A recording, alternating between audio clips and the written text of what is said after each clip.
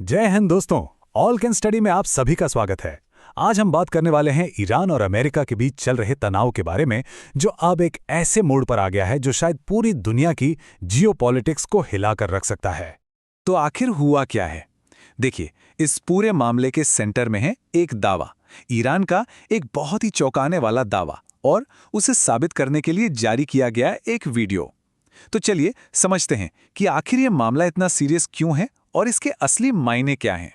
तो शुरुआत करते हैं ईरान के उसी दावे से जिसने, आप कह सकते हैं, इस पूरे संघर्ष में एक नई आग सी लगा दी है। ईरान ने ऑफिशियली ये क्लेम किया है कि उसने अमेरिका के 2 फाइटर जेट्स को मार गिराया है। सोचिए कितना बड़ा और विस्फोटक दावा है ये। लेकिन हाँ, एक बात ध्यान में रखना जरूरी है कि फिलहाल इसकी पुष्टि सिर्फ और सिर्फ ईरान की तरफ से ही आई है। और सुनिए, ये कोई ऐसा वैसा लड़ाकू विमान नहीं था। ईरान का दावा है कि उसने अमेरिका के सबसे एडवांस्ड हथियारों में से एक F-35 लाइटनिंग II को मार गिराया है। पता है ये क्या है? ये एक स्टेल्थ फाइटर है। मतलब इसकी डिजाइन ही ऐसी है कि ये दुश्मन के रडार की पकड़ में आ नहीं सकता। इसे तो आसमान का एक अदृश्य शिकारी माना जाता है। ईरानी मीडिया की माने तो एक पायलट को तो सेफली बचा लिया गया, लेकिन दूसरा पायलट वो अभी भी मिसिंग है।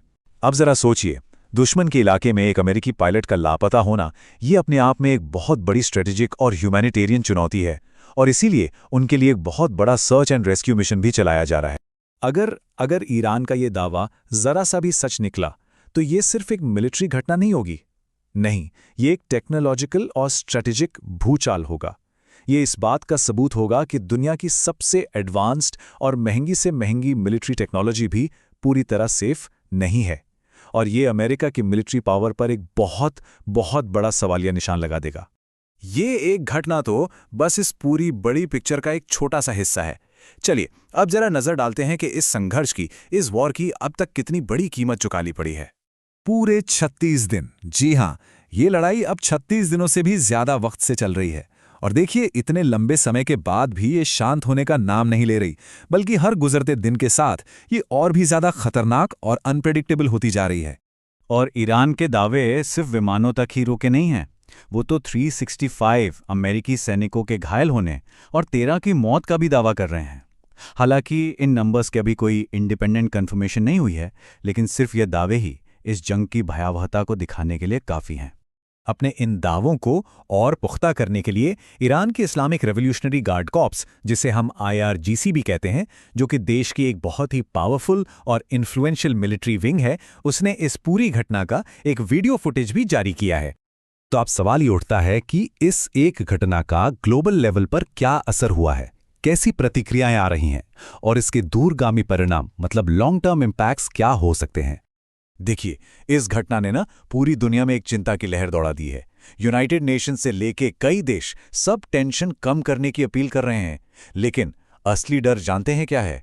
असली डर ये है कि अमेरिका की जवाबी कार्रवाई इस कॉन्फ्लिक्ट को एक बड़े रीजनल वॉर में बदल सकती है, जिसकी चपेट में कई और देश भी आ सकते हैं। और इसका असर सिर्फ जंग के मैदान तक ही नहीं है। हम देख रहे हैं कि दुनिया भर में तेल की कीमतों में जबरदस्त उतार चढ़ाव हो रहा है। मिडिल ईस्ट में सिक्योरिटी को लेकर चिंताएं बढ़ गई हैं, और इस पूरी अनसर्टेनिटी का असर ग्लोबल इकोनॉमी पर भी साफ साफ पड़ रहा है। तो इन सारी घटनाओं को अगर ठीक से समझना है, तो ये जरूरी है कि हम पर्दे के पीछे चल रहे स्ट्रेटेजिक खेल को और कुछ जरूरी कॉन्सेप्ट्स को भी समझें। मिलिट्री की भाषा में एक टर्म होता है एस्केलेशन ऑफ कॉन्फ्लिक्ट, मतलब संघर्ष का बढ़ना। इसे आप ऐसे समझिए जैसे एक छोटी सी बहस कब एक बड़ी लड़ाई में बदल जाए पता ही नहीं चलता। और ये जो घटना हुई है, ये उस आग में घी डालने जैसा काम कर सकती है, जिसके बाद इसे कंट्रोल करना और भी मुश्किल हो जाएगा। किसी भी मॉडर्न वॉर में एयर सुपीरियॉरिटी बहुत मैटर करती है, मतलब हवा में किसका दबदबा है, और ये जीत के लिए बहुत जरूरी होता है। अब F-25 जैसे विमान को मार गिराने का दावा करना, ये सीधे सीधे अमेरिका की इसी एयर सुपीरियॉरिटी को एक खुली चुनौती देने जैसा है। और ये जो जियोपॉलिटिकल चेस का गेम चल रहा है ना, इसमें सिर्फ ईरान और अमेरिका ही प्लेयर्स नहीं हैं। रूस और चीन जैसी बड़ी पावरफुल कंट्रीज भी पर्दे के पीछे से अपनी अपनी चालें चल रही हैं, और यही चीज़ इस पूरे खेल को और भी ज़्यादा कॉम्प्लेक्स और ख़तरनाक बना देती है। इसके अलावा 3 और ज़रूरी बातें हैं जिन पर ध्यान देना होगा। पहली, प्रॉक्सी वॉर का बढ़ता खतरा, मतलब जब दो बड़े देश सीधे ना लड़कर किसी तीसरे देश में अपने अपने ग्रुप्स के जरिए एक दूसरे से लड़ते हैं। दूसरी, प्रोपागेंडा और मिस इन्फॉर्मेशन, जहां जानकारी को एक हथियार की तरह इस्तेमाल किया जाता है। और तीसरी और बहुत जरूरी बात, इस घटना से स्टील्थ टेक्नोलॉजी के भविष्य पर भी बड़े सवाल खड़े हो गए हैं। तो इन सभी पॉइंट्स को ध्यान में रखें तो ये समझना बहुत जरूरी हो जाता है कि ये जो पल हैं, ये इस युद्ध के भविष्य के लिए एक क्रिटिकल टर्निंग पॉइंट क्यों हो सकता है।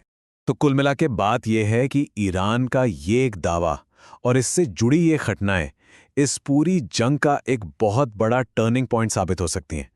इसके बाद हो सकता है कि दोनों ही साइड्स की स्ट्रैटेजी में हमें बड़े बदलाव देखने को मिले, और यही बदलाव इस पूरे कॉन्फ्लिक्ट की दिशा और इसका भविष्य तय करेंगे। तो अब सबसे बड़ा सवाल यही है, क्या ईरान का दावा सच है? और अगर हां, तो क्या दुनिया एक और बड़े युद्ध की दहलीज पर खड़ी है? आने वाले कुछ दिन और कुछ हफ्ते शायद यही तय करेंगे कि इस खतरनाक खेल में अगला मोड़ क्या होगा। खैर, ऐसी ही जानकारी के लिए ऑल कैन स्टडी को सब्सक्राइब करना मत भूलिएगा। धन्यवाद। चलिए नेक्स्ट वीडियो पर मिलते हैं।